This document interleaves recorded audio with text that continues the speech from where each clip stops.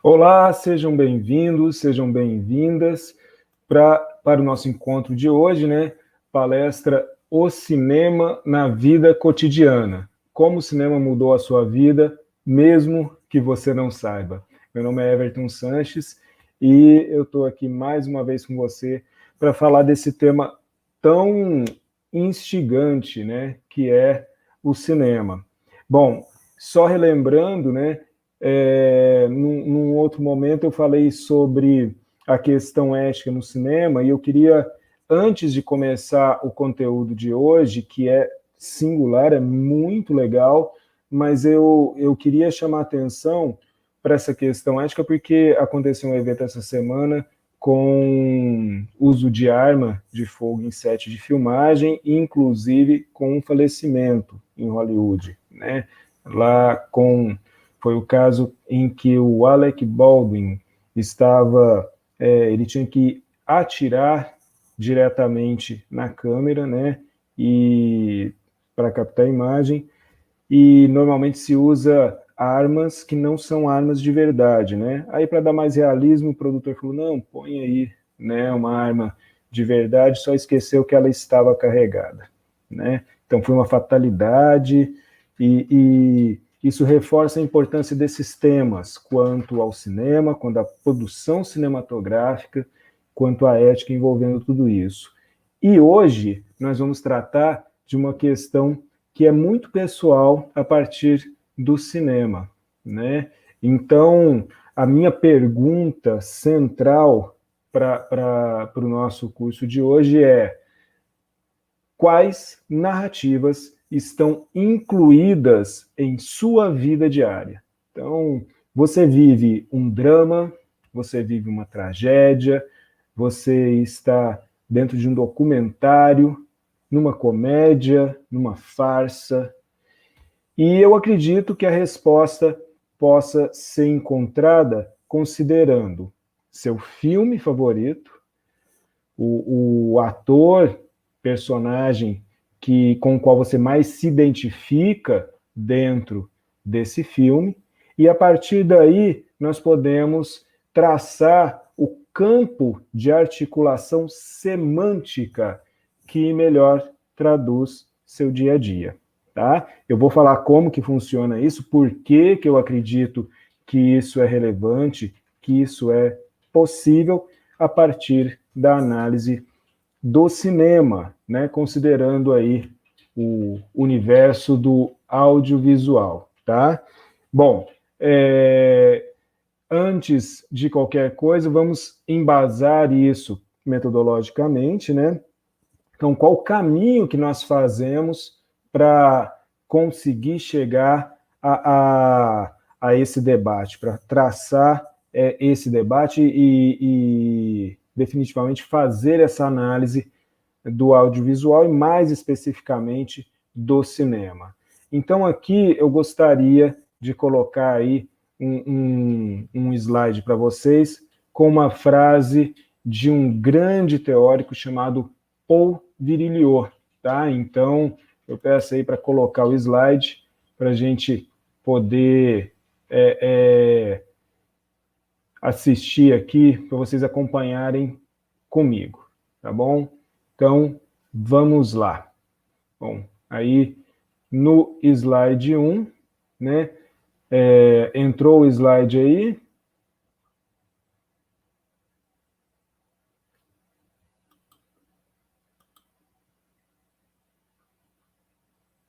Deixa eu ver aqui.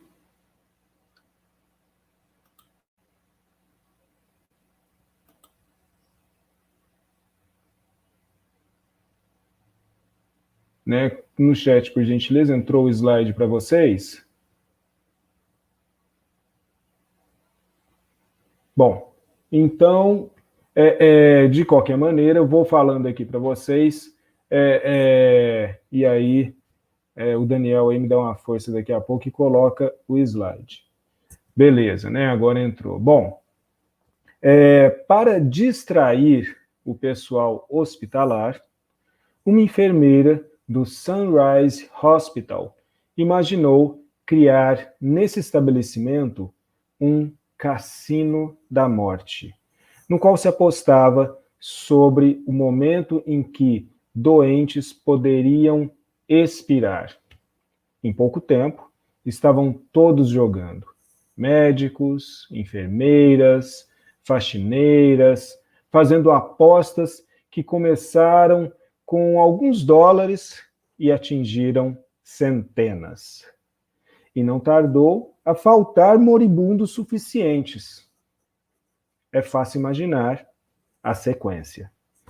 Essa frase é do Paul Virilio, no livro Estética da Desaparição, né, edição aí de 2015. Então, voltando aqui comigo, né, então, o que eu gostaria de destacar aqui, vou até mostrar para vocês, né, o livro é este aqui, ó, eu recomendo fortemente para vocês, né, porque o que é essa estética da desaparição, o porquê que ele está tratando disso, o que isso tem a ver com o cinema, né?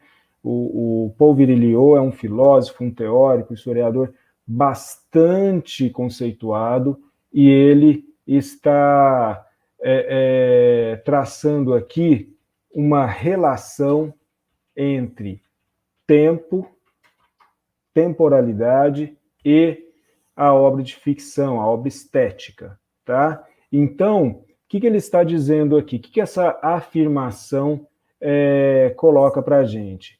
Imaginemos aí o ritmo de trabalho, isso hoje é muito fácil da gente fazer, nos tempos em que vivemos, de um hospital em que você atende pessoas e que muitas pessoas você não tem como ajudar muito, porque elas vão falecer. E aí você vê o sofrimento delas, vê o sofrimento da família, das pessoas que estão ao redor, você acompanha tudo isso, porque você é médico, enfermeiro, faxineiro, enfim, que você está dentro da equipe que cuida do hospital, que cuida da saúde.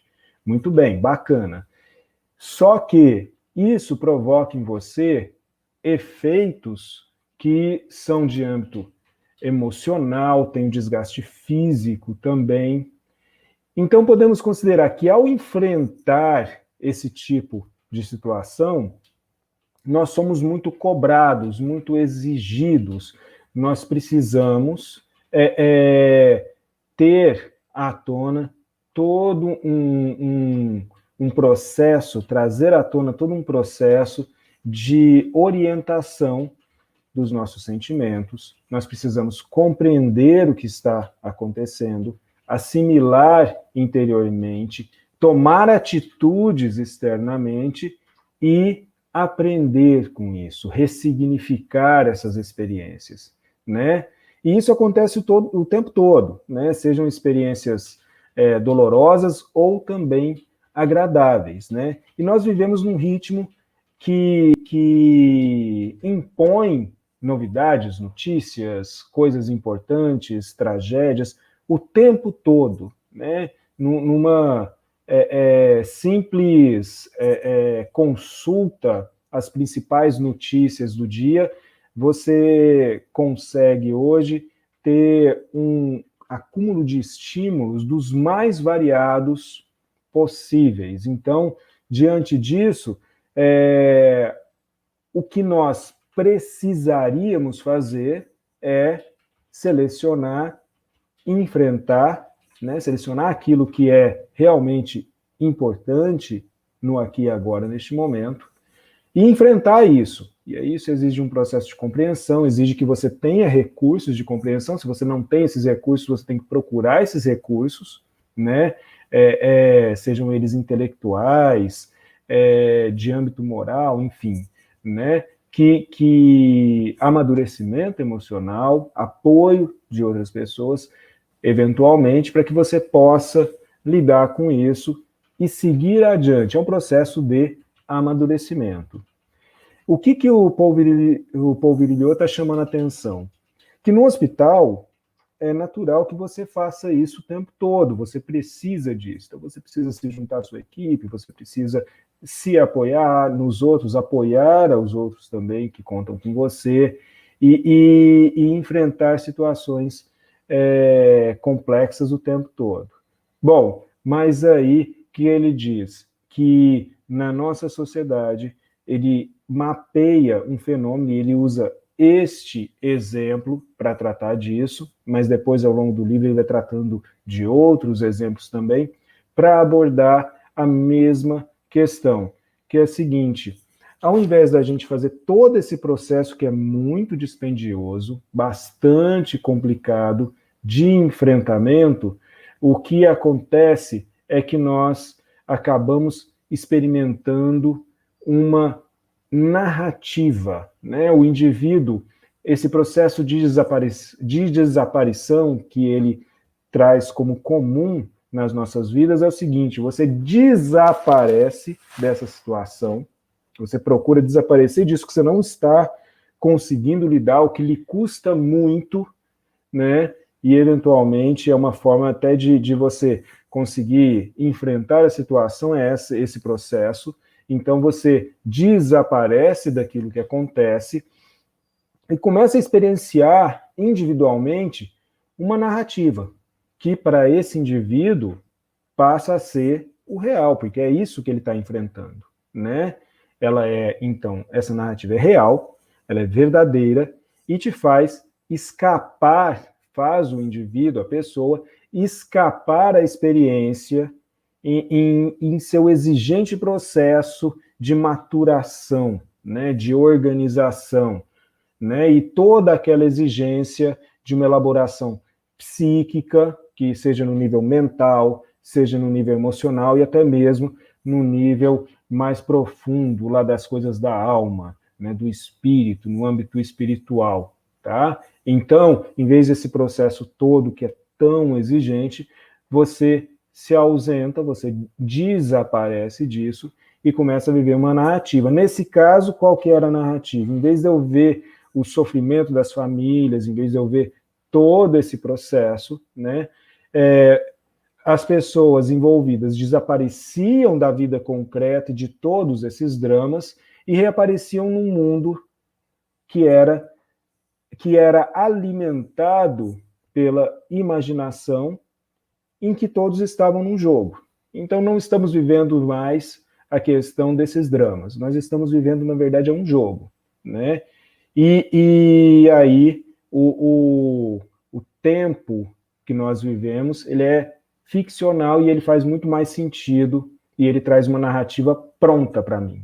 Nessa narrativa, no caso do Sunrise Hospital, a gente tem algumas variantes, né? Então toda narrativa vai ter essas variantes fundamentais, né? Que aqueles que adotaram vão seguir, né? Então o que havia nessa narrativa? Não mais esses dramas que eu acabei de citar, mas sim um jogo em que, se uma pessoa vive mais tempo e se ela morre, qual que é a variante que vai impactar em mim, né? Então, que significado isso vai trazer? Isso significa, na verdade, simplesmente definir quem sabia antes qual era o tempo de vida da pessoa e quem não sabia, por exemplo, e nesse caso, quem detém a verdade sobre o tempo de vida do outro, e aí você individualiza essa verdade nesse jogo. Olha, a verdade era minha, eu só sabia, eu ganhei a aposta. E mais, você tem um ganho material que importa também, ou uma perda. Então, o que significa agora uma pessoa morrer? Não tem mais dramas, não tem mais as famílias, pelo contrário, uma pessoa morre, você tem motivos para comemorar, ganhei, sabia, né? Eu tinha verdade e agora vou ganhar até dinheiro com isso, porque fiz uma aposta boa, então vou receber um bom dinheiro da aposta, né? Vou tomar alguma coisa, vou comprar alguma coisa especial para mim depois que eu sair do expediente. Ou, não, perdi, eu vou ter que dobrar a aposta agora no próximo ali, que aquele lá eu tenho certeza que tá, vai, não vai, né? E aí eu ganho a aposta e reponho o dinheiro que eu perdi. Então, nessa narrativa, Nós não temos mais aquelas dores, nós temos um jogo muito instigante, e o significado da sua vida nesse hospital é participar desse jogo, né? Então, apagam-se as expressões de sentimentos quanto às pessoas, contra todo esse cenário, toda essa dor, né? Então, a pessoa lá está sofrendo com o falecimento da família, você está quietinho assim, falando, ganhei, consegui, legal, né? Porque você não está vendo mais pessoas, você está vendo peças de um jogo, de uma ficção, né? Em que você entrou. Então, as dores não importam, né? A vida e a morte são variantes dentro dessa narrativa, dentro desse jogo, e aí você olha os partícipes, alguns ficam tristes, outros ficam felizes, mas porque perderam ou ganharam o jogo, e os outros são personagens coadjuvantes ou, menos ainda, figurantes. Figurantes não importa, né? Como no filme. No filme já viu como que são os figurantes? Filmes de ação, principalmente, demonstram muito isso. Cai uma bomba, daquele grito, pula um monte de gente, né? Aquele monte de figurantes, de pedaços de gente para tudo, mas não importa, porque essa não é a narrativa que nos incomoda.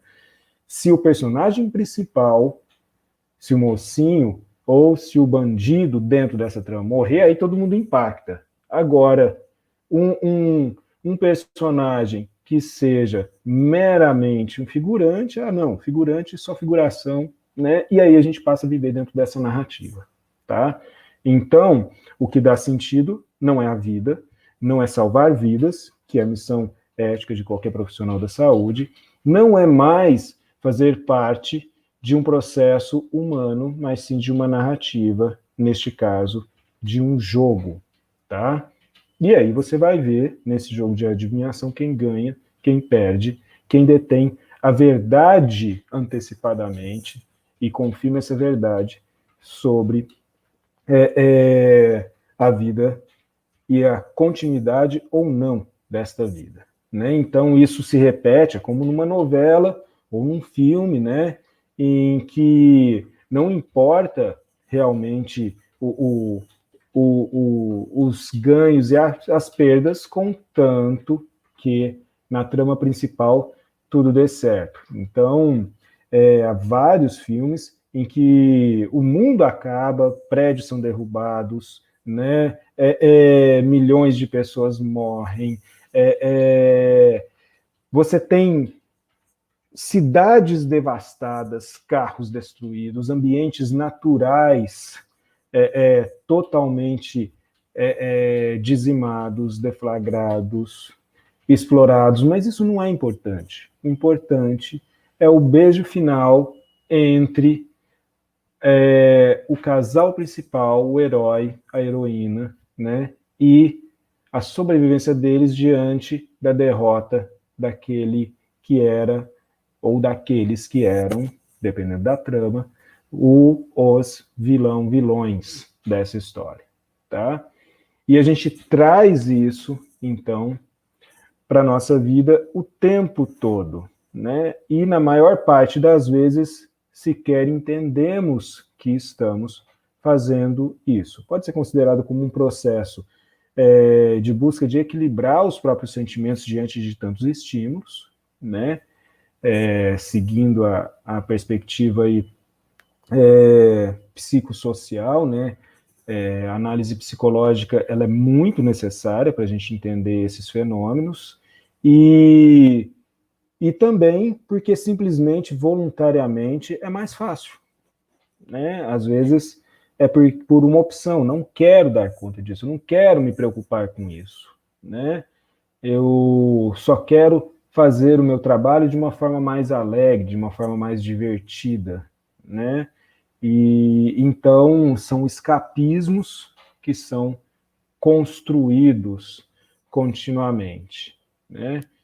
E isso traduz um processo que, ao mesmo tempo que pode ser considerado como estratégia de sobrevivência, pode ser também, e é visivelmente um processo de desumanização. Então, nós não somos mais pessoas, nós somos personagens ou peças dentro de um jogo, personagens dentro de um campo discursivo, de uma estrutura narrativa, tá? Cada qual cumprindo o seu papel, tá? Então, o Jung discutiu muito essa questão, eu tenho que citar um pouco aqui, até recomendo também um livro para vocês que eu acho bem legal, vou mostrar aqui para vocês, né? Só um minuto, que é esse aqui, o cinema, Jung e o cinema, tá? Ele é bem bacana, tem uma parte introdutória que é mais teórica, e depois tem análise de vários filmes, e essas análises, elas corroboram exatamente uma metodologia de análise do cinema. Por quê? Porque, considerando a obra de Jung, todo esse relato que é ficcional, a imaginação, traduz camadas profundas do inconsciente, né? Na análise dele, existe aí, então, o inconsciente coletivo e a questão dos arquétipos, tá? E entre esses arquétipos nós temos o arquétipo do herói, por exemplo, que é muito frequente nessas tramas, né? E nós tentamos ser esses personagens, ainda que não nos demos conta disso, né? Por isso que eu falei desde o início dessa questão da identificação com filme, personagem, e aí, muitas vezes, com ator, atriz, que interpreta aquele personagem, né? Então, nós temos na rua o corpo, o cabelo, os cabelos das pessoas, os gestos, que devem ser adequados às situações que vivemos, tal qual a gente vê na televisão. Então vamos pensar, estou pensando no audiovisual a partir do cinema, mas hoje em todas as telas, né? Na tela grande do cinema, na tela do aparelho de televisão, na tela do computador, na tela do celular, enfim, né? E em vários suportes diferentes. E a televisão, ela também tem as suas narrativas, seja nas propagandas, né? Já ouviu falar aquela história? Família de propaganda de margarina, né? Então, é um modelo que você passa a seguir, né? E você incorpora isso. E isso passa a ser um orientador, uma referência para a vida das pessoas. Então, eu quero ter essa família que acorda cedo, todo mundo junto, né? E está lá para começar um dia feliz, né? Ou outro parâmetro daquela família que faz realmente o breakfast, né? Tem que ser rápido, né? A parada rápida. Então, que está lá todo mundo naquela correria, tem que comer um alimento forte, saudável, para começar o dia já arrebentando a boca do balão, como a gente diz no Brasil, né? Fazendo coisas surpreendentes, né? E tudo mais. Tudo isso são modelos que nós alimentamos, mas também modelos que são oferecidos pela mídia, que são colocados para a gente e aos quais a gente muitas vezes tenta se adequar. Então, moda, costumes, padrões de consumo, comportamentos, tudo isso acompanha, de dada maneira, a nossa vida, parte da nossa vida, mas também parte do audiovisual para a nossa vida. É um processo aqui de idas e vindas, né? Então, não dá para dizer que a ficção, de modo geral, né, que o audiovisual, em todas as suas facetas, seja algo separado. Ficção e realidade não estão separados, eles estão se alimentando e todos dizem respeito de maneiras diferentes, do contexto em que nós vivemos, dos seres humanos. Então, se nós queremos nos compreender, é fundamental, é indispensável que nós passemos a dar mais atenção para essas relações, né? Então, eu quero ver a novela, o filme, a festa dos atores da novela, do filme, para ter referências do comportamento que eu devo.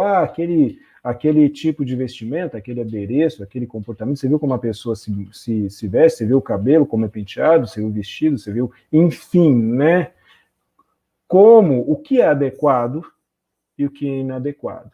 Então, muitas dessas referências vêm de lá, né? Então, a gente tem um universo que não é tão separado da gente. O universo de dentro da tela, ele traduz toda uma expectativa de fora da tela. E o universo de fora da tela procura criar essas expectativas, jogá-las novamente para dentro da tela e se adequar no universo semântico do dia a dia, digamos assim, no campo discursivo. E aí cada um de nós assume dados papéis dentro disso, né? E acaba frequentando elementos de dada estrutura narrativa. Por isso que eu falei logo de início, a vida é uma comédia, é uma tragédia, é um drama. Nós vamos falar mais sobre cada um desses gêneros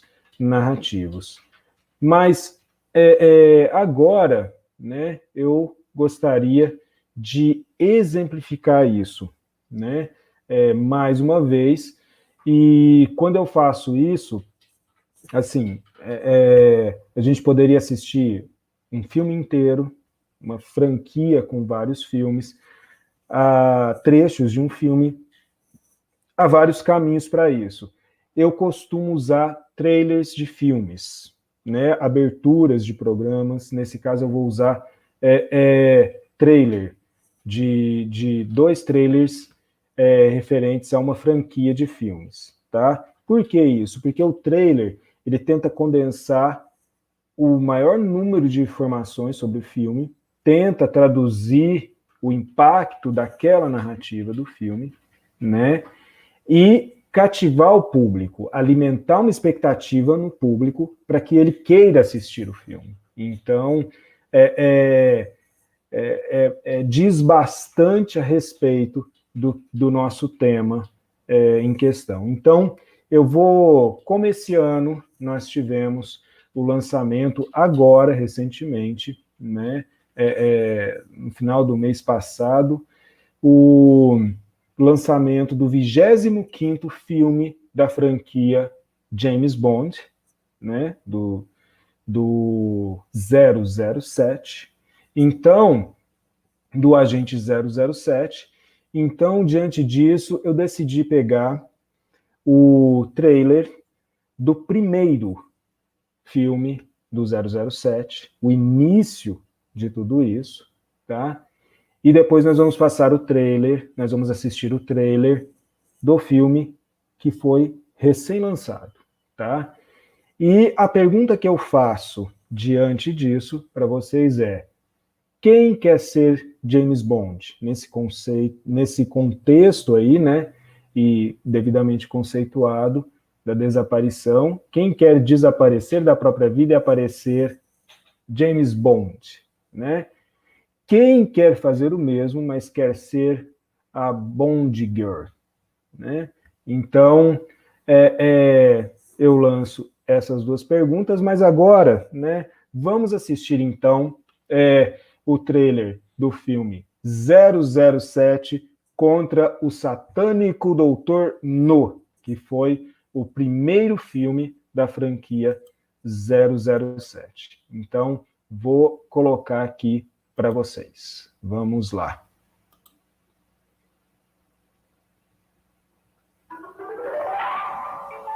My name is Bond, James Bond.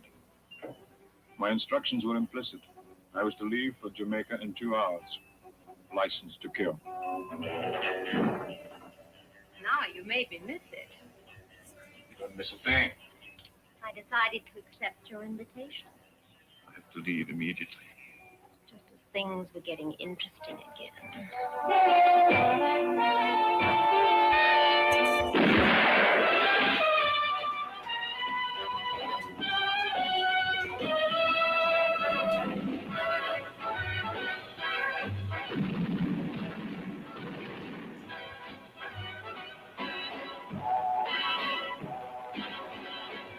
James Bond, 007. Licensed to kill whom he pleases, where he pleases, when he pleases. From the elegant clubrooms of Mayfair to exotic island night spots. Good evening. Who pays you? You. Tell us. A strange adventure of intrigue, treachery, and love. Hello? Oh, Mr. Bond. I was thinking, why don't you collect me at my apartment?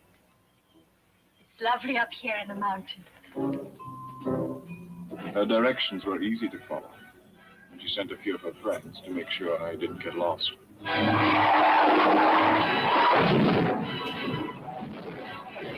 She thought I was dead, but I proceeded to prove her wrong. I thought it was always polite to knock first, before shooting. Honey, from our very first meeting, was everything her name implied. She clung to me like a wet bathing suit. But business as usual came first. The pace was killing. I thought you less stupid. I could have had you killed in the swamp. And why didn't you? You damaged my organization. Unfortunately, I misjudged you. You are just a stupid policeman whose luck is run out. Maybe it was my luck. Up to my neck in hot water. Or something blowing up in my face. You live dangerously with the superbly resourceful James Bond.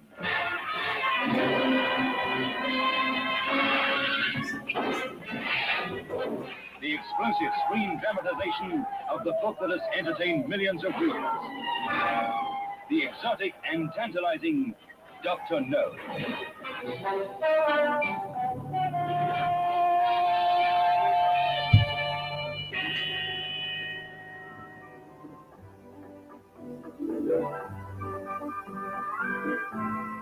Some people will go to any extremes for a little privacy.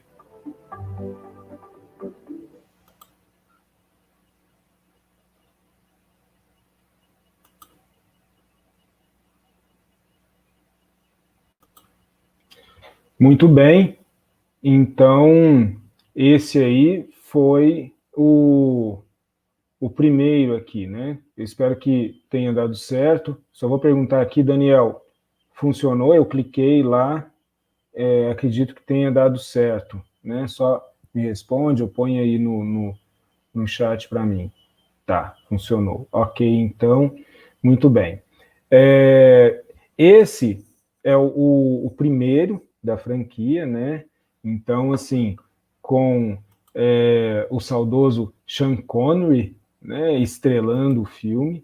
Então, assim, e aí nós vemos tanto o foco no agente 007, como nas chamadas Bond Girls, né? Bond Girls é um conceito, né? O que significa Bond Girl? Então, deixa eu, antes de passar para o próximo trailer, deixa eu só explicar um pouco mais a respeito disso. Porque a Bond Girl, na verdade, ela só existe devido à existência do James Bond. Então, ela aqui normalmente é uma mulher que é bastante superficial, né? Sedutora, né? Muito, muito, muito bonita. E o James Bond passa por várias Bond Girls ao longo de um filme, né? Então, porque ele é o galã, o sedutor, o gentleman, extremamente educado, mas elas o traem comumente e o colocam em situações de risco. E ele sempre consegue sair dessas situações, porque por mais que ele tenha um affair com elas, né, uma relação curta, muito efêmera, ele não se deixa envolver ao ponto de confiar nelas. E uma frase importante, ele tem licença para matar. Ele pode ficar à vontade para matar quem ele quiser. Tá liberado. Para o James Bond, tá liberado, né? Então, e aí ele sempre tem uma trama internacional, né, de espionagem, planos sinistros para o mundo que ele tem que frustrar, né? Então, assim, a figura da mulher aqui, nesses filmes, ela é colocada bastante superficial, né, muito sedutora e sempre levando o James Bond para o caminho do risco, né? E ele sempre lidando com esse risco, né? Se safando dele e não deixando de concluir o seu flerte, né? Com essas mulheres. E, como eu falei, são várias. Ele é também o galanteador, né? Então, tudo isso está no imaginário e coloca no papel que está bem explícito nesse trailer. Agora, nós vamos ver o outro trailer, este do filme atual, com o Daniel Craig, né, que esse é o último filme em que ele faz o James Bond, né? E aí nós vamos ver novamente a figura do agente 007, a participação das mulheres, e aí eu vou fazer alguns comentários, tal, e vou até emendar com alguns comentários que o próprio ator Daniel Craig do 007 fez a respeito desse tema. Então vamos lá agora para o próximo filme, né, o próximo trailer do filme, que é 007 Sem Tempo para Morrer. Então não vai rolar de morrer, de acordo com ele. Vamos lá então com vocês o trailer.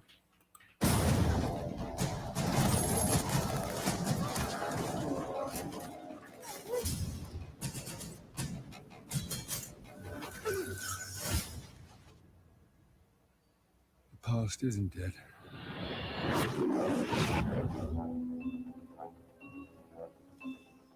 James, fate draws us back together.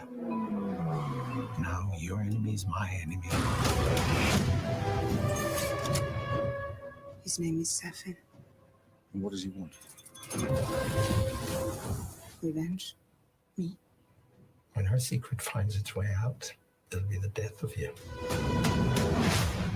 You can imagine why I've come back to play. There's a young lady in Santiago I want you to meet. You're late. When you're ready. Salute. I met your new 00. She's a disarming young woman. I get why you shot him. Yeah, well, everyone tries at least once.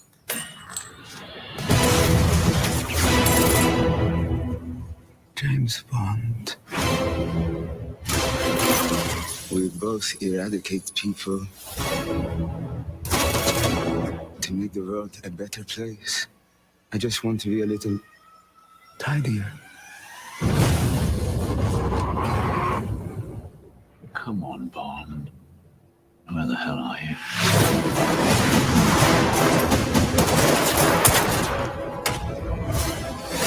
Do you ever flown one of these? Nope.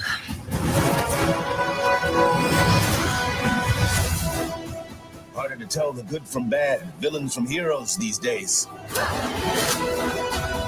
What is it? You don't know what this is. He's going to kill millions.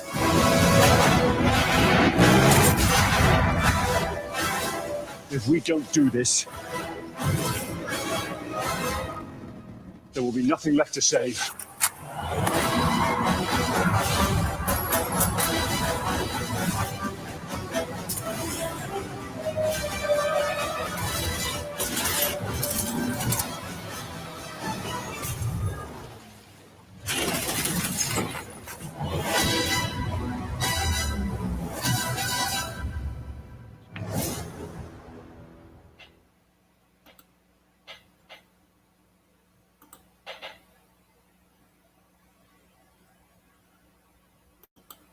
Muito bem, então aqui a gente nota a diferença gritante, né, entre as duas formas de abordar o personagem 007, também a relação de gênero aqui, eu dou destaque porque mudou completamente esse cenário.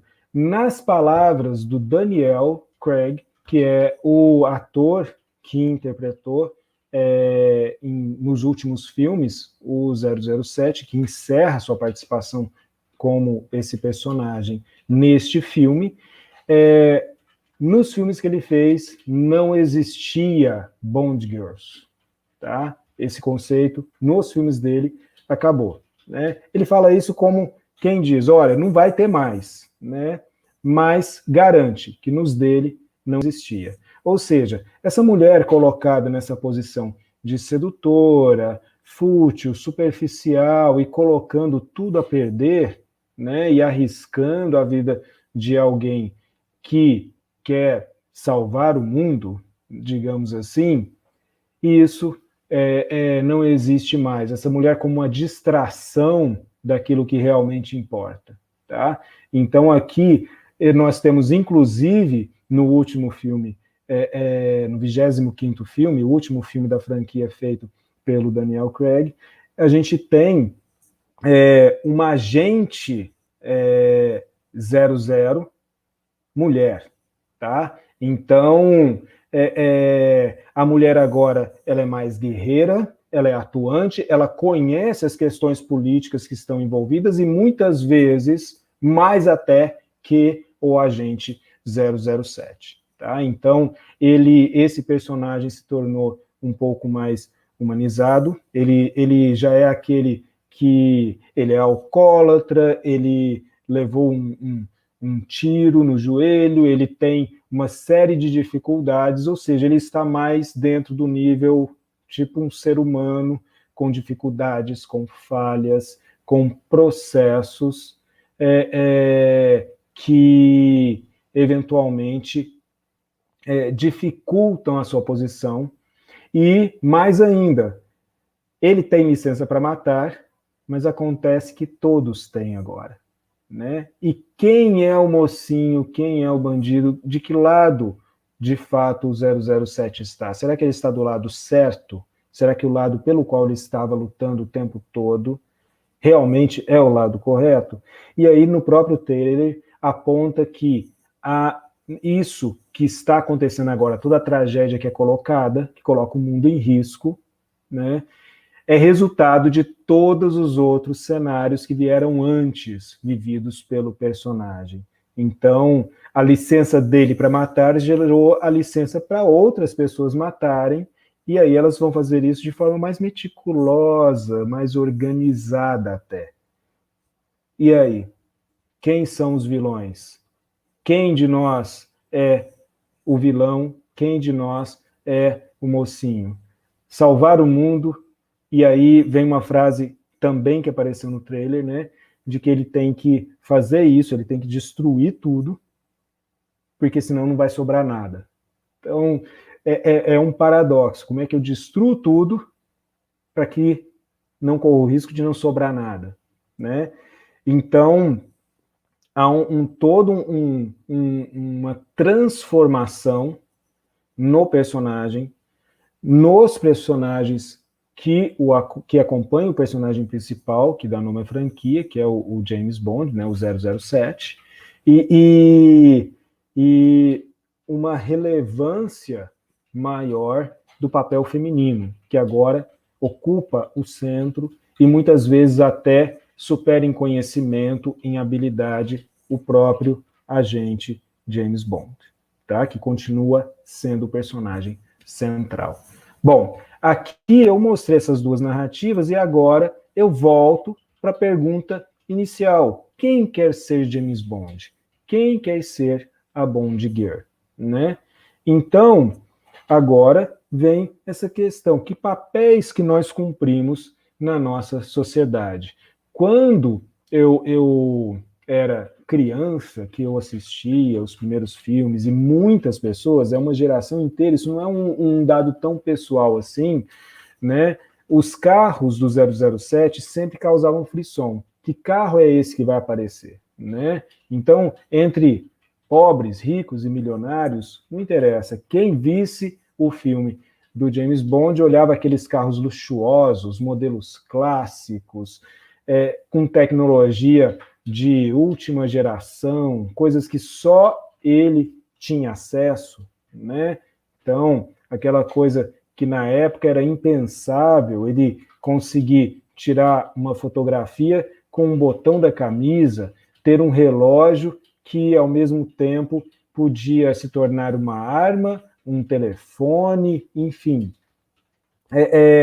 Tudo isso alimentava as pessoas para o universo tecnológico e desejava-se essa tecnologia. Todo mundo queria poder andar de carro falando ao telefone enquanto dirigia, né, se comunicando com outras pessoas, e queria ter a marca de carro dele. Normalmente era muito comum se usar, em toda a franquia, é muito comum se usar a BMW. Então, se você quisesse comprar uma BMW, que é um carro luxuoso, bem caro, né? E você estaria não só usando uma BMW, você estaria usando o carro do Bond, do James Bond, né? Então, tem todo um luxo agregado ao imaginário, né? Te dando relevância, importância, destaque, individualidade. É o cultivo do ego, né? Acrescido, né? Pelo carro, pela tecnologia, pelas habilidades físicas e pela compreensão do jogo que está por trás no cenário político. Um cenário político, inicialmente, lá no primeiro James Bond, né, que era da Guerra Fria. E agora não estamos mais no cenário da Guerra Fria, mas ainda temos o cenário de luta contra uma terceira guerra mundial, um apocalipse ambiental, né? E tudo isso aparece nos filmes deles. Se pegarmos os últimos filmes da franquia, tudo isso é contemplado. Num deles chega a se citar a Guerra Fria, falar que a Guerra Fria era até mais fácil de lidar, porque você sabia quem eram os inimigos, e agora não sabemos. E, muitas vezes, os velhos amigos se tornam inimigos. Isso tem a ver com um contexto concreto. Agora nós estamos saindo do meramente pessoal e indo para o político, né? Quando vimos que durante o processo da Guerra Fria, grupos armados que eram contrários ao socialismo dentro do Oriente Médio foram treinados e armados pelos americanos para fazerem as suas revoluções. E depois esses grupos se tornaram grupos armados contra o liberalismo norte-americano e combatidos pelos Estados Unidos. Eles alimentaram o que hoje são os grupos fundamentalistas e lutam contra eles hoje, né? E a pergunta, alimentando que outros grupos que virão depois? Né? Então, tudo isso faz parte de uma narrativa. E onde está a ficção? Onde termina a ficção e começa a realidade? Na verdade, não é exatamente uma separação entre uma coisa e outra, mas um diálogo entre essas coisas que nós estamos tratando. A ficção alimenta a realidade alimenta a ficção. Assim como, dadas coisas temos consciência, dadas coisas não temos, mas sejam conscientes ou inconscientes, a nossa ação diária é alimentada por essas coisas, tá? Então, o nosso comportamento individual e dentro do ambiente coletivo, harmonizando-se com o ambiente coletivo, faz parte disso. Quem se sente James Bond, descendo de uma BMW, quem se sente o cowboy de um filme, né, norte-americano, porque desceu de seu cavalo com um chapéu e acendeu um cigarro, né, tem que lidar com a verdade concreta também. Né? Fumar pode te dar câncer e você pode morrer muito mais brevemente do que se não fumasse. Né? Para se sentir cowboy, você corre um risco. Né? E da mesma maneira, você está se sentindo invulnerável com a sua BMW, até que você acelera demais e acaba se tornando uma estatística dentro dos acidentes de trânsito por excesso de velocidade, tá? Então, porque aqui, cá entre nós, ninguém é tão invencível assim. Muito bem.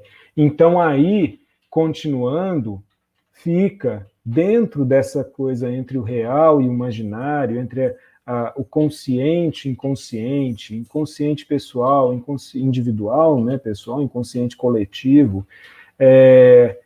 O que é mais real?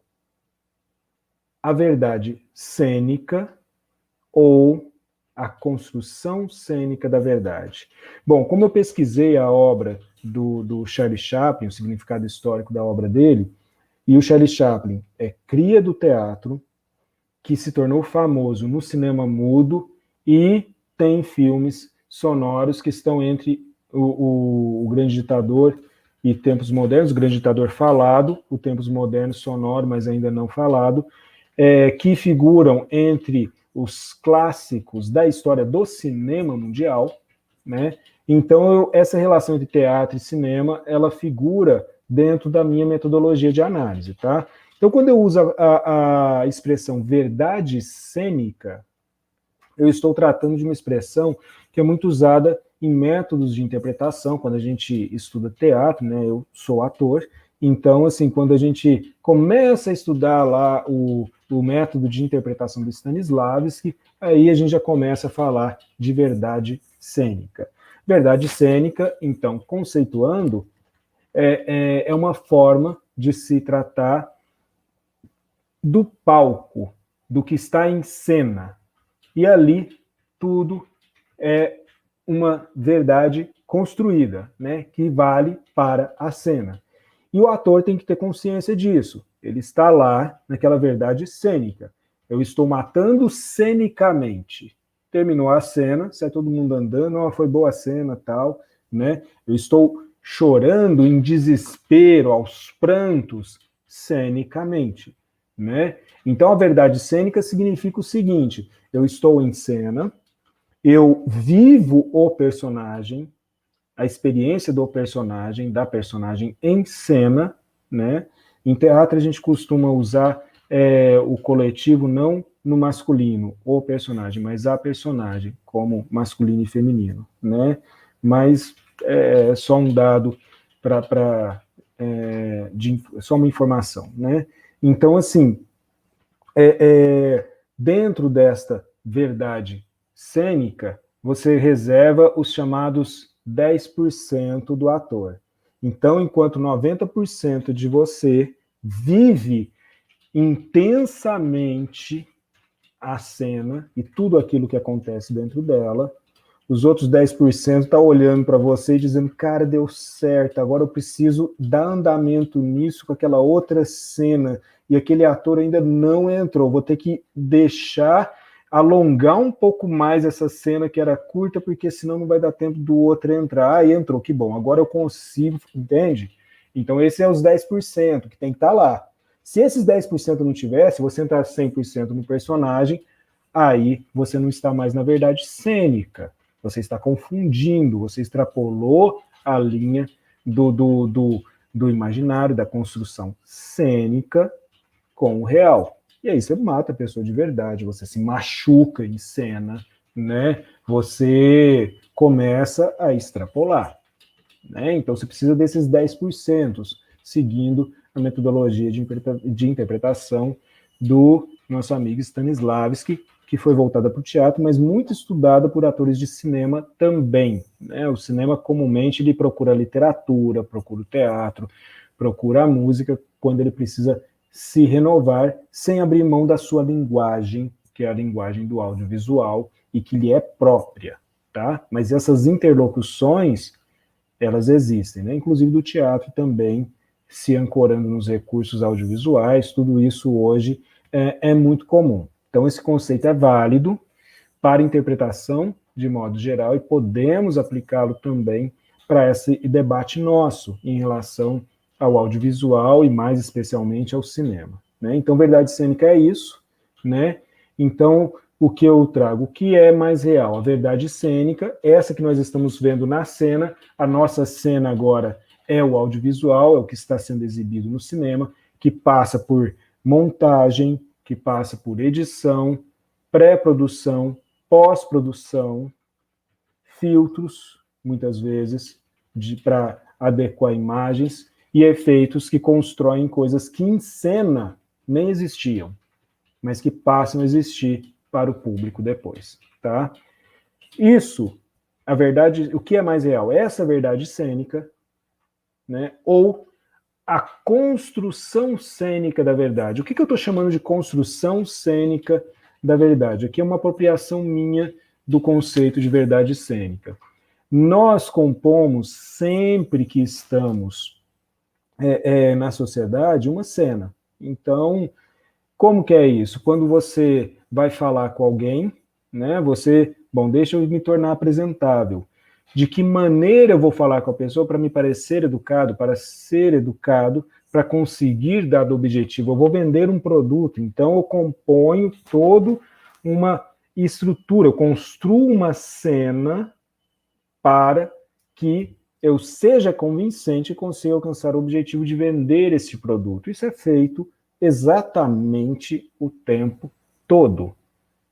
E aí, nós olhamos para a pessoa e pensamos muitas vezes, esse vendedor está me manipulando, ele não está falando a verdade. Não, estou falando a verdade, esse produto é muito bom, eu uso, né? E muitas vezes a gente olha e fala, você usa, bom para você, mas eu não quero. É bom para você, mas para mim não é bom, né? Ou nos convencemos, não, até essa pessoa que está me vendendo usa, né? Parece ser bom mesmo, né?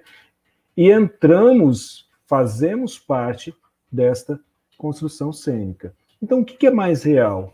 Essa verdade cênica que nós vemos no filme, que mexe com as nossas emoções, que nos joga para um universo de compreensão de muitas coisas, de muitos papéis, como eu falei, analisando o trabalho do James Bond, inclusive de âmbito coletivo, né, que trabalha com símbolos, com imagens que mexem até com o nosso inconsciente.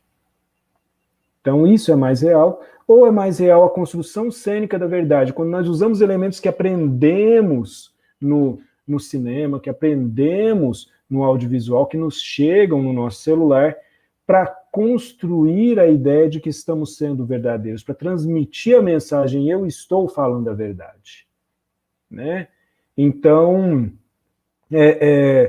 essa é uma pergunta que eu não respondo, tá? Eu deixo ela por aqui, nós vamos analisar juntos, vocês vão poder tirar as próprias conclusões, né? Eu só vou fazer a discussão, o debate sobre onde está essa realidade. E a minha questão é a experiência de cada um, né?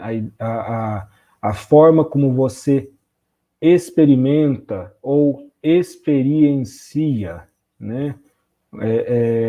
Toda essa construção, né?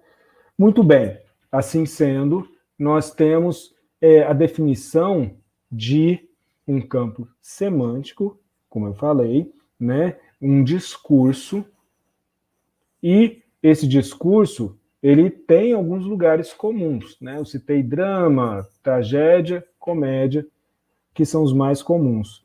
No nosso mundo concreto, dentro do que aparece, inclusive, para nós no cinema, eu vou falar um pouquinho da história disso, vou continuar entre teatro e cinema, vou pegar as teorias do teatro lá do Carson, que é um livro muito importante que trata disso, né, para falar dos gêneros narrativos, né, e pensar, quando eu falei sobre drama, né, você vive um drama, né, do que eu estou falando? O que é um drama? Drama, lá na sua origem, no teatro grego da antiguidade clássica, né, drama está relacionado com a ação dentro desse contexto do teatro, né? Então, drama é a ação. Mas, depois do século XVIII, a partir do século XVIII, dentro da cena teatral, França, Inglaterra, principalmente na tradução para o francês, o drama ele não veio mais meramente como a ação, não que fosse pouco, né? Mas ele não veio com esse significado determinado de ação dentro da narrativa teatral. Ele veio como um gênero teatral em particular, né? Que contemplava a burguesia ascendente daquele período, né? Que é uma classe, então, que ascendeu socialmente. Então, o gênero drama, ele até era chamado de drama burguês por causa disso. Dentro da teoria do teatro, se fala assim. E por que o drama burguês é importante para nós aqui? Que diálogo que ele pode estabelecer com esse debate que estamos fazendo? É que o drama burguês, ele tinha como princípio básico o seguinte, olha, a burguesia precisa se ver representada na obra de arte, né? Então, na literatura, no teatro, né? O que era mais valorizado no teatro, isso é muito forte até hoje, mas o que era naquele período mudou bastante, e naquele período que era mais valorizado era sobretudo o texto, né? Então, diante disso, né, o teatro, ele precisava contemplar os dramas, as ações, as vivências da burguesia e os seus dilemas, né? Então, esperava-se do teatro que ele conseguisse fazer isso. Então, o gênero drama, ele é pertinente até hoje, porque também no cinema ele representa uma camada da sociedade e os seus dilemas, né? Aquilo que entra em contradição e traduz modelos, né? O drama burguês, né, desde o século XVIII, ele traduz modelos que corroboram o lugar da burguesia na sociedade e um modo de vida desejável e que deve ser admirado por todos, se não seguido. Tá? Então, quando eu coloco aqui, você vive um drama, eu estou perguntando, você se enquadra dentro desses dilemas que corroboram esse modo de vida liberal, capitalista? É esse o seu modo de vida? E você vive isso porque você precisa, mas você vive isso também porque você viu no cinema, tá? Porque isso foi massificado desde antes de você nascer na sua cabeça, que é um modo de vida adequado, que envolve um modelo no qual você deve estar enquadrado, para o qual você deve estar preparado. E aí você olha e vê quem que eu sou dentro desse modelo. Dentro do drama que é proposto para a nossa sociedade, quem sou eu? Quem é você? Tá? Esse é um ponto crucial. Segundo ponto crucial aqui, né? Nós temos também a comédia como muito forte, que é um outro gênero. Então, pegando aqui a comédia, né? E aí eu vou avançar no tempo, né? Então, ainda com a companhia do Carson. Lá no século XIX, a gente tem a comédia também pautada nesse entendimento burguês, né, da burguesia, e se voltando para o que foi chamado de riso retórico. O que é um riso retórico? E ele coloca retórico, triste, sério e sentencioso. Né? O que significa na prática um riso retórico, triste, sério e sentencioso? É cínico, né? É aquele riso que diz, eu sei o que está acontecendo e sou melhor que isso, porque eu consegui este nível social com as minhas próprias mãos, com o meu próprio esforço, e rio de você que não consegue, né? Carson compara isso a açoites, né? Como se você estivesse açoitando aqueles que são os perdedores, os desvirtuados, né? Então a comédia, ela satiriza esse tipo de inadequação social de quem não se adapta ao sistema liberal, né?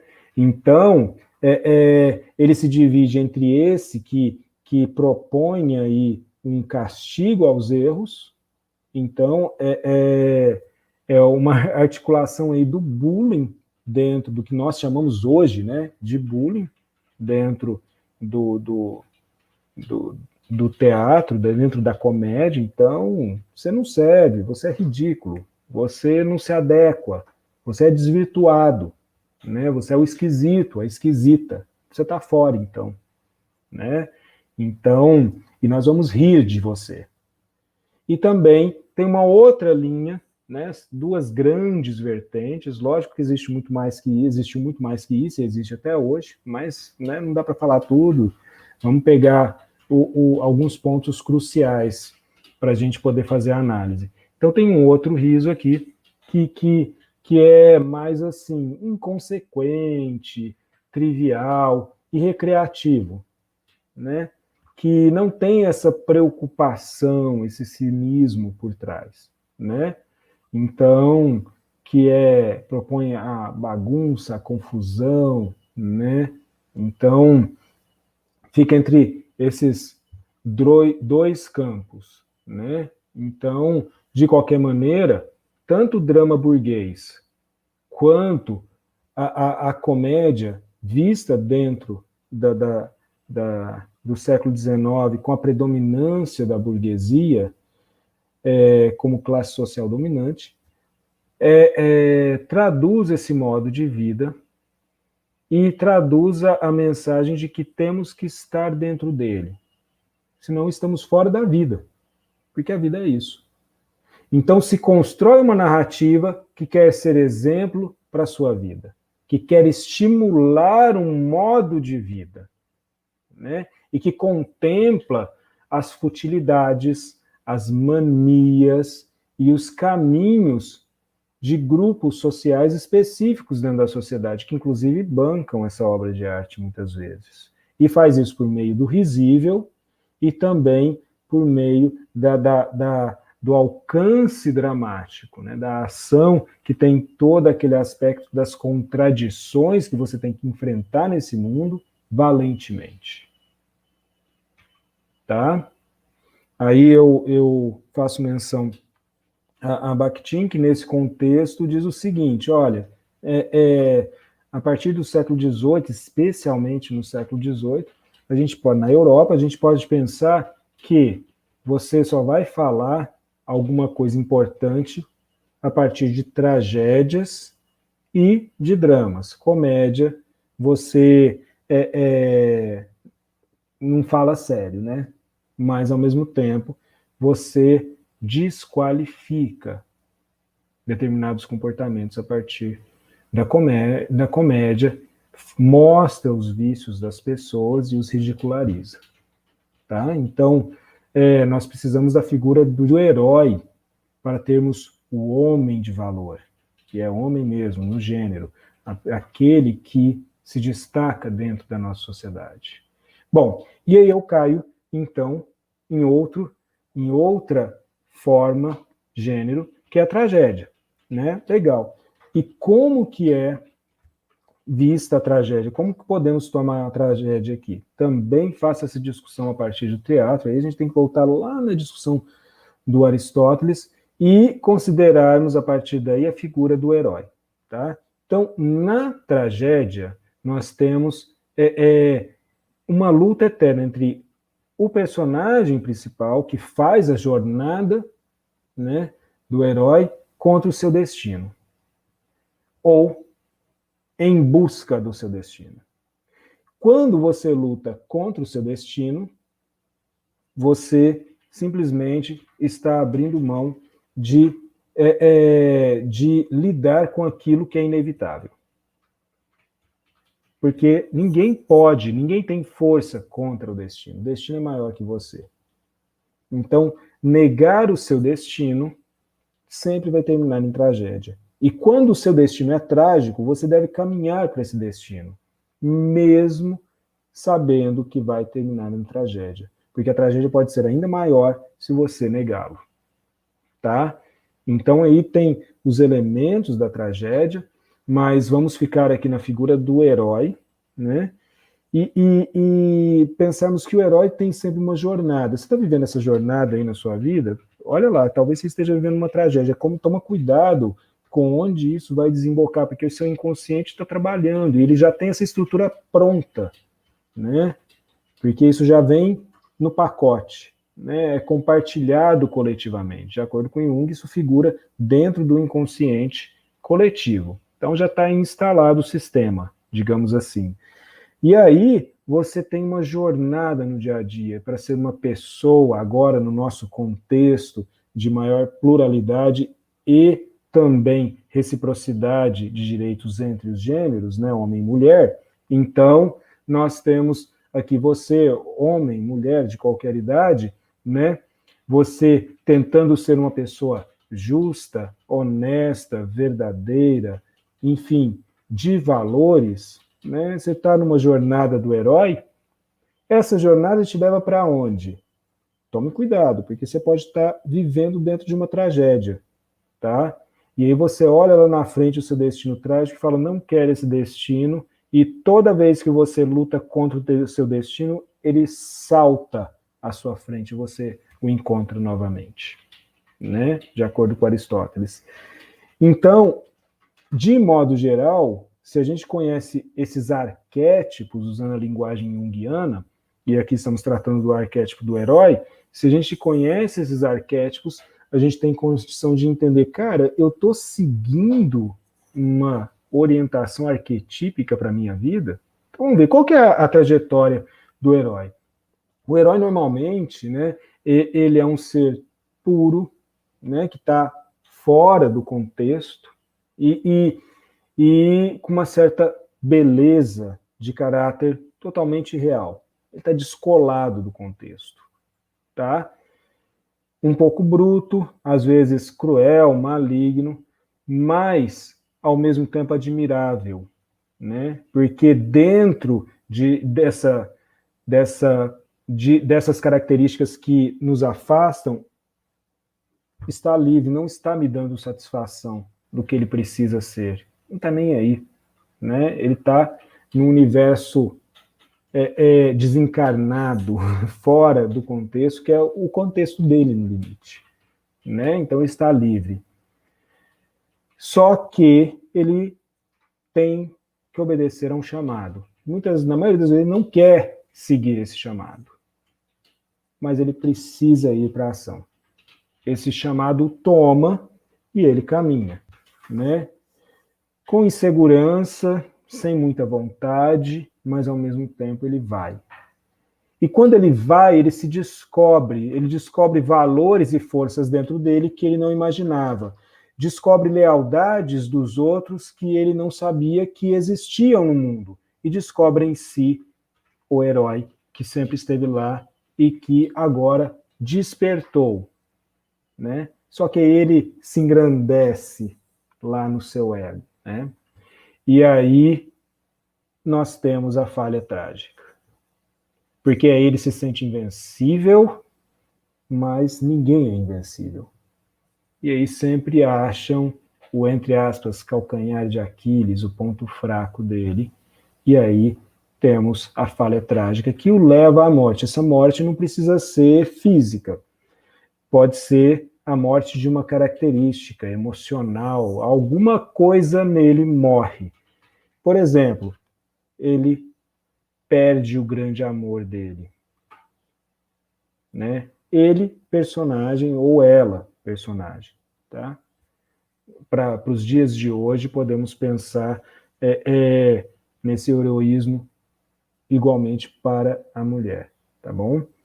Porque nós assumimos esses papéis. Então, diante disso, nós temos, ao mesmo tempo, aquela admiração pelo herói, aquela discordância dele, aquela vontade de fazer justiça, vem de ter essa lealdade, de ter esse significado maior, né, de implementar essa jornada, e, por outro lado, quanto isso custa, e eu não quero pagar esse custo. Então, essa dualidade é muito comum e nos toca quando vemos muitos filmes, e mexe profundamente com a nossa psique. Quando nos vemos na rua, não pensamos nisso, mas isso está imbuído dentro das nossas emoções, dentro do nosso imaginário. E eu pergunto, né, quem se vê nessa jornada do herói? E aí fica a questão, né? Eu estou vivendo mais essa verdade cênica do herói, do arquétipo na minha vida, né? Então, portanto, essa construção cênica da verdade, pautada numa verdade cênica que é do universo do audiovisual, né? Então, eu estou trazendo do audiovisual para mim, né? E tornando isso verdadeiro. Ou eu estou me distanciando da minha verdade quando eu entro no cinema, né? Fechado, principalmente na experiência do cinema, que o Paul Virilio, aquele autor que eu mostrei para vocês, num outro livro dele chamado Guerra e Cinema, ele comenta que é uma câmara de preparação, de treinamento para as pessoas terem respostas jocosas, saberem antes, anteciparem a ação do outro. É uma câmara de treinamento para você saber como se comportar e já estar pronto, preparado para o dia a dia. Então, frases feitas são feitas muitas vezes no cinema, a gente incorpora e depois nem sabe a origem, né? E aí a gente não tem essa dimensão do que veio primeiro, a verdade cênica ou a nossa apropriação disso, se veio de nossa apropriação para as telonas ou das telonas para a gente, tá? Então, esse universo que se retroalimenta de parte a parte, tá? Então, os parâmetros que vêm aqui, eles são muito consistentes e participam da nossa vida o tempo todo. Então, tudo isso, na jornada do herói, desperta ele para a necessidade do autoconhecimento, dessa busca interior. E se ele não faz essa busca interior, então ele cai nos vícios, na vaidade, e que são falhas. E essas falhas levam à tragédia. Ele tem que vencer, na verdade, não é o destino dele. O que ele tem que vencer é a si mesmo e se superar. Volta para o hospital, né, e a gente vê uma sabedoria por trás disso aplicado, né, aquele exemplo do hospital que eu dei inicialmente, né? Vamos sair desse jogo fictício de vida e morte e olhar para as vidas que temos que cuidar, para os falecimentos que temos que comunicar e para o que aprendemos quanto a esse fenômeno. Essa busca interior, ela qualifica a gente. Só que aí não qualifica a gente como arquétipos de heróis, e sim como seres humanos. Aí vem a relação de verossimilhança. Eu aprendo com isso e trago para a minha vida, mas eu sou um, ele é outro. Então eu estou traçando já aqui estratégias para a gente lidar com o mundo do audiovisual de maneira mais ativa e consciente. É claro que isso vai mexer com a gente. A ficção participa ativamente da nossa vida, né? Uma ex-aluna me perguntou um dia desses, né? Se o piano que aparece aqui atrás de mim é só uma tela de fundo, né? Se é um papel de parede, o que é, né? E se eu toco? Eu falei, não, é real. Eu também sou real, viu? Você está me vendo aqui presencialmente agora, eu sou real, não sou um programa de computador, aquilo não é uma imagem fictícia, esse aqui é o meu quarto de trabalho mesmo, aquele piano existe, né? Inclusive está precisando de afinação, e eu toco, viu? Né? Toco dentro, estou aprendendo a tocar ainda, mas eu toco, verdadeiramente toco algumas músicas nele. Então, esse dado concreto, a gente às vezes tem carência de realidade no mundo da ficção. Você vai fazer uma comunicação por vídeo, você coloca um filtro para a sua imagem ficar melhor, na live você tem uma outra dimensão, você coloca lá adereços, coloca óculos, deforma o seu rosto, enfim, você tem toda uma construção cênica da realidade que você está vivendo naquele momento. Tá? Mas nós podemos usar isso? Sim, isso pode ser útil, mas nós temos que ter consciência de que, olha, eu estou usando recursos. Então, se eu estivesse usando uma tela de fundo aqui, não o ambiente físico em que estou, tá tudo bem, né? mas eu tenho que saber, olha, isso não é o meu ambiente real, isso é uma imagem para causar uma boa impressão enquanto eu estou dando a palestra, né? E aí eu tenho também que caprichar num conteúdo que seja pertinente, consistente e útil, né? Útil, que as pessoas consigam operacionalizar depois, que sirva para elas. Então, nós estamos lidando com uma construção de uma boa imagem, uma construção estética, mas sem a desaparição da responsabilidade do contexto real que nós estamos tratando. Então, essa é a dica fundamental, né? Esse é o ponto crucial das estratégias para lidar com o mundo do audiovisual de maneira mais ativa e consciente. É saber, olha, eu estou usando esse recurso. Esse não sou eu tenho muito mais rugas, por exemplo. Se é esse o recurso. Aqui eu não estou usando recurso nenhum, né? É isso mesmo, né? O que tiver de bom ou de ruim é isso. Então, mas posso usar em outros momentos. E isso não é um agravante necessariamente negativo, tá tudo bem. Mas nós temos que ter consciência do que estamos fazendo, do porquê que estamos fazendo, de quem nós somos. Sair da tela, olha, sou eu. E somos simplesmente pessoas, no limite. Simplesmente pessoas, tá? Bom, eu vou já encerrando agora, né? Vou colocar para vocês uma tela final de encerramento, né? Para a gente partir aí para as dúvidas, os comentários que eventualmente vocês queiram trazer aí, né? E para encerrar, eu vou compartilhar uma telinha aqui com vocês, com uma frase do Lulu Santos, né? Vou colocar aqui para vocês, né? Então, de uma música dele, que eu acho bem legal, mas a frase, essa frase que ele coloca lá, é muito bacana. Então, vamos lá. Os personagens se revelam atores no aplauso final. E para cada interpretação, o que lhe for proporcional. Fica muito bem em cinema, romance do romance ideal. Só vamos então deixar combinado?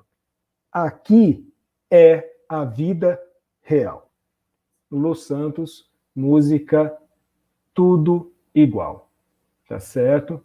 Então, assim, eu espero que vocês tenham gostado aqui do trabalho que eu fiz, espero que tenha feito sentido para vocês, né? E agora eu vou passar para as perguntas, né? E para os comentários que vocês fizeram. Já tem alguns separados aqui que me foram enviados pela Gisele Sanches, né? Que sempre me auxilia. Também aproveito para agradecê-la, né? Que é minha esposa, que está sempre me dando apoio aqui nesses momentos aí de trabalho. Então, vamos lá. A Sandra Medeiros comenta aqui comigo. A franquia foi idealizada por homens reproduzindo o patriarcado, onde a supremacia masculina pode ser vista nos primeiros filmes, objetificando as mulheres. Infelizmente, eu tenho que concordar. Exatamente isso. Né? A franquia do 007 pensava num mundo de homens em disputa, né? E toda essa supremacia masculina. Hoje em dia, com uma tendência muito forte nos meios de comunicação, e Hollywood tem encampado isso muda, né? E aí a figura da mulher vem como uma figura central, e não é uma figura sobressalente que apoia o homem, não, ela é centro também, ela é pivô da história, e ela tem um outro tipo de conexão com a vida. Mais uma vez, nós estamos tratando aqui de modos de vida representados pelo cinema, né? E aí vem a questão, na nossa sociedade também, a aceitação e não aceitação da mulher, porque isso aconteceu depois das mulheres se manifestarem, porque num dado momento, era muito comum esse comportamento, e ser uma Bond Girl era, entrou para o meu currículo, né? Então, se pensou assim, mas isso não continuou, né? Então, hoje em dia, as mulheres têm outro papel. Então, é importante salientar que homens e mulheres contribuem para essa realidade, tá? Agora, essa questão do patriarcado, sim, é isso mesmo que estava instalado, né? E ainda temos reflexo, a defesa disso até hoje, tá? Mas acontece que, com o tempo, as pessoas, de modo geral, não só as mulheres, homens também, né? Eu sou homem, não me reconheço nisso, nesse patriarcado, nessa forma de organizar as coisas. Então, assim, foram vendo essa paridade de papéis diferentes e importantes igualmente na sociedade, né? Para homens e mulheres. Bom, então, realmente, nos filmes atuais, a gente pode ver as mulheres mais empoderadas, e sim, ainda bem, muito bom. Aqui um outro comentário, né? Atualmente me sinto, da Sandra Medeiros, me sinto dentro do filme Bacurau, de Kleber Mendonça, que é um filme excelente, né? Obrigado pelo comentário. Realmente é um filme que chacoalha a gente, né? Com o seu ritmo de tensão crescente, né? E que nos coloca diante de um universo muito próximo da nossa vida cotidiana, sem dúvida, né? E, obrigado, né, pelo comentário, fico feliz por você ter gostado da palestra também, né?